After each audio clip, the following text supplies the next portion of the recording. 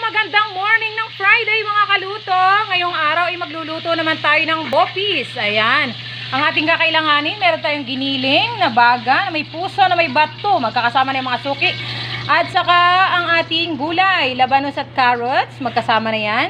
Sibuyas, kamatis at luya. Syempre may sili pula tayo dyan. May sili haba.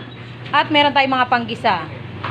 Start na tayo mga kaluto. Luto na tayo. Ayan ang ating bawang sibuyas at ang ating luya. Ilagay ang ating sili pula. Ang ating kamatis. Ayan, halu-haluin lang natin yan mga kaluto. Halo-halo.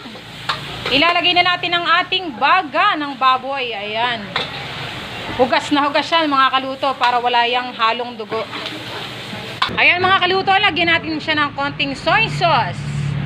Ayan, soy sauce.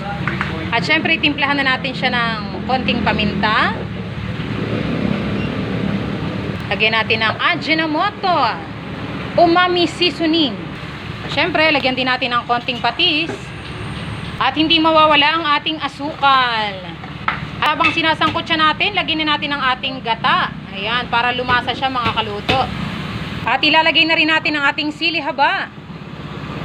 At syempre mga kaluto, ilalagay na natin ang ating gulay. Ayan, lagyan natin ng laurel na ilang pirasong mga dahon. At syempre, lagyan din natin ng suka. Ayan ang para hindi siya madaling mapanis mga kaluto. Yan ang sikreto ng bupis natin, no? Ayan mga kaluto, ready to serve na ang ating bupis. Punta na tayo dito sa Bendy's Food House. Thank you for watching, guys!